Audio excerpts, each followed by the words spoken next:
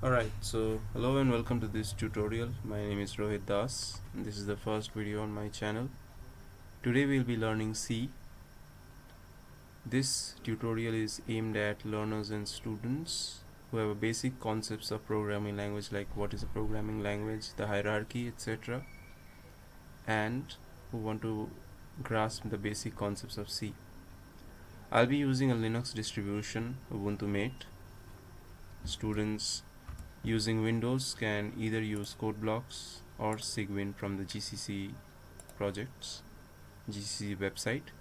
Cygwin is basically a Linux emulator which gives you the feel of a Linux shell, whereas code blocks is an IDE which comes with an editor and a compiler in itself. So feel free to use whichever is convenient for you. I'll be using Linux and my editor will be in Vim. You can use gedit, nano, whatever suits you. Alright, so what is C? C is a high-level programming language which laid the foundations of many recent programming languages. So as you can see in this Wikipedia page, C was invented by Dennis Ritchie. He was a brilliant guy. Unfortunately, he passed away. So Dennis Ritchie and Brian Kernighan, they both together wrote this book on C, the C programming language.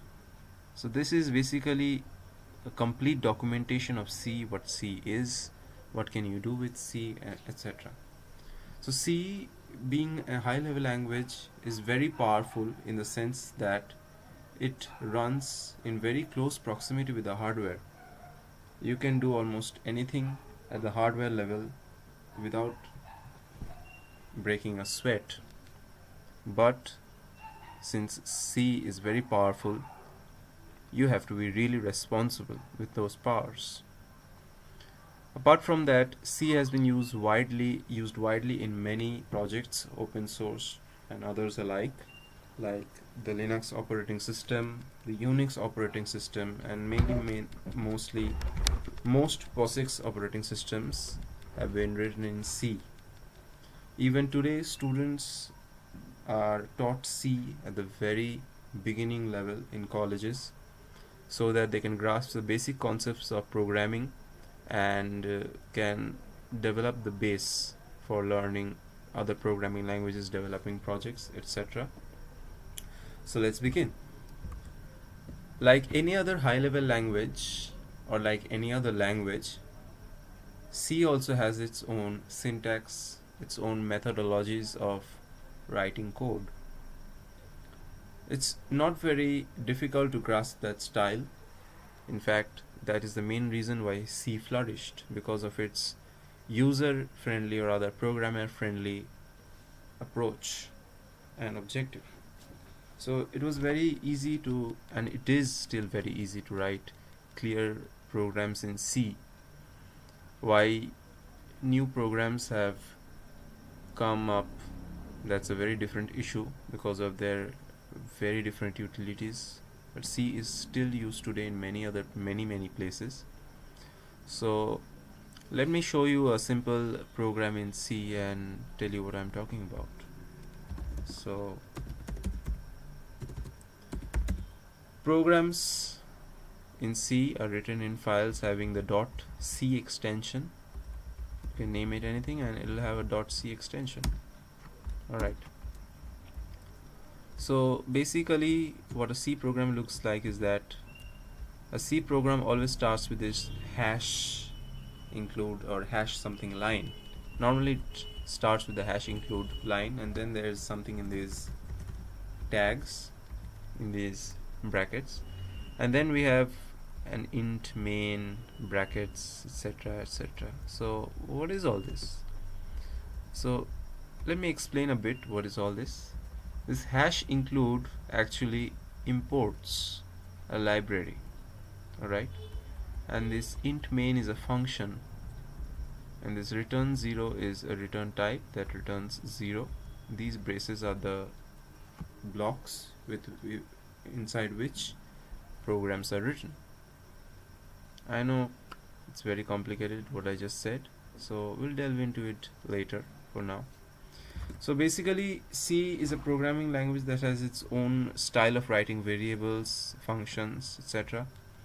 C is a procedural oriented language in the sense that function running after one function should be written before, like modules should be written in the reverse order in C, otherwise they won't run. Or you have to use function prototypes. We'll go into function prototypes at a much later stage, but for now just know that C is a procedural language in that procedures have to be written in the correct order of execution.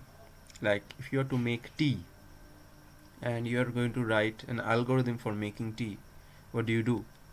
You first write the step where you start boiling the water, and then you put the tea, and then you boil it again, and then you set up your cups, etc. So this is the procedure where you're writing step by step in order of execution. Do you think if you change the order of execution the tea would come out right? No. Similarly, it's the same with C. You have to maintain an order in writing the functions, the code, and that's one of its advantage as well as disadvantage. We'll come to that later, why. Compared to object-oriented programming languages like C++ and Java, C is at a disadvantage, but not so much, I would say. So let me go back to the program once again. So this program will do nothing, it will just run and finish. So what did I mean by importing a library? Importing a library meant that to perform basic operations you need to import some functions. Like, let me give you an analogy.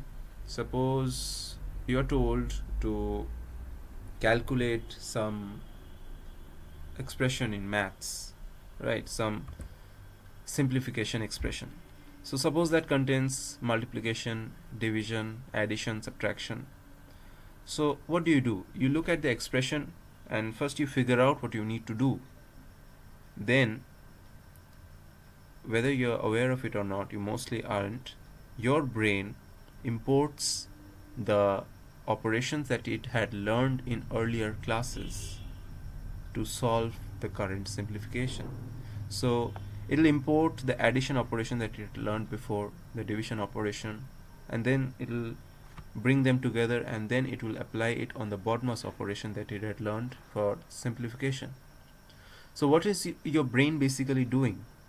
It is using modules previously learned or previously written in your brain. Similarly, it is similar with a C program. So what the hash include does is it imports a predefined library which has many commands and which are helpful.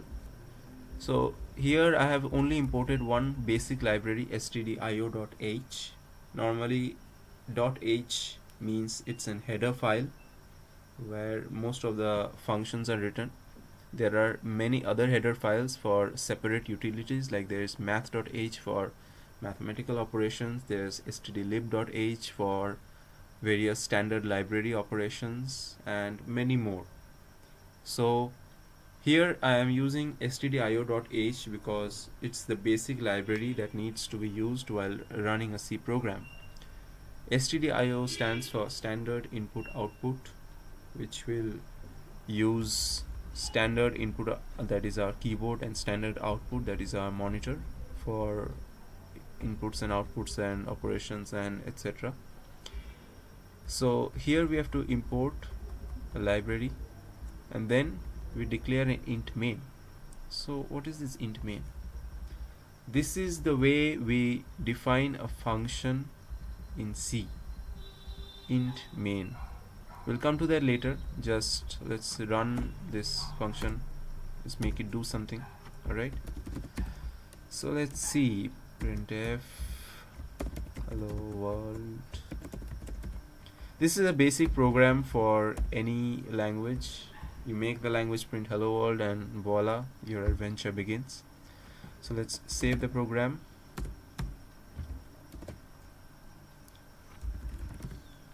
Let's see. You run the program on Linux using GCC. It's the GNU C compiler, and then you give the name of the file along with the extension. In Windows it will be different. If you are using DOS, you can use GCC. If you are using Cygwin, same syntax. If you are using code blocks, you can go to the build option or run and build, and it'll a command window pops up where the output is shown, or it may wait for some user input. Right, feel free to tinker around. Right, it's not very difficult. So let's see what happens. And it compiles, and then an executable file is generated by the name of a.out. In Windows it will be a.exe, the common executable file name extension. And let's see what happens. Alright, so it prints hello world. Right, I think I did some mistake here in giving the escape sequences. Is it like this? Yeah, alright. So okay, so what it did was print hello world. Now I think you can understand which part of the code is responsible for printing. The printf function, it is a function since it's taking the argument, the string argument. Anything written within double quotes is a string. So it takes a string argument or any argument for that matter, and it simply prints it to the standard output. And this printf is available only because we have this include stdio.h. So what happens if I comment this out? Comments in C are written using double front slash, and multiple line comments are written using slash star and ended with a star slash. So multi-line comments are written like this. Alright, so anyway, this convention is used in most programming languages. So let's see what happens if we comment out the line where the program imports the library. So what will happen is that the program will try to run, the compiler will try to run, and it will generate an error. So let's see what's the error. Implicit declaration of function printf, incompatible implicit declaration of built-in function. So basically the compiler cannot find the printf. It doesn't know where printf is. Alright, so it gives me a note to include the stdio.h. So we see what happens. It just simply forgets. Right, it's not as a computer is not as intelligent as a human brain that will simply remember and retain everything. You have to tell it to do each and everything. People think computers are smart, but they're really stupid. But they are good at what they do if they are told to do it properly. So they are very good listeners, or rather they follow instructions pretty well, unlike human beings. Anyway, that was a joke. So what we did here is we wrote a basic C program where this int main is the name of the function. The main is the name of the function. These two brackets tell the compiler that it is a function. Int, we'll come to data types later, but just for now, int stands for integer. I hope most of you have learned about integers, what an integer is.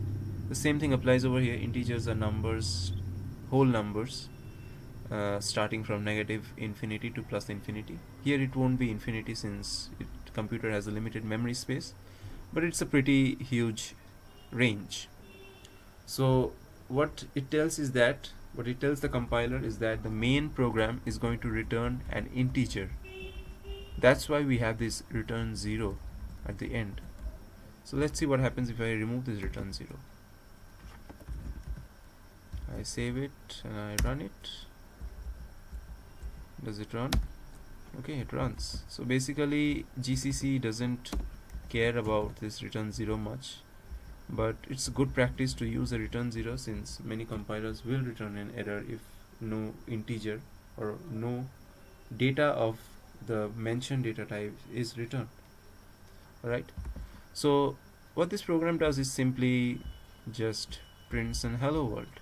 So what about numbers? So you can simply use %d.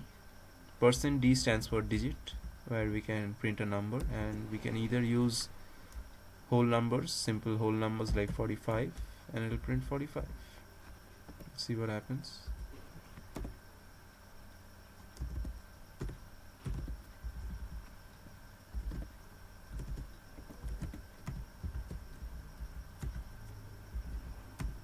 Alright, so it prints 45, or you can use some operations like 4 plus 5 and it'll print the operation. Alright, so you get it basically how to print in the standard output using the printf function. And to use the printf function you will need the stdio.h library. So this was a basic introduction on C. Hope this helps. There will be more tutorials to come. Send your feedback, leave a like, comment if you have liked it, and we'll see you in the next tutorial. Thanks for watching.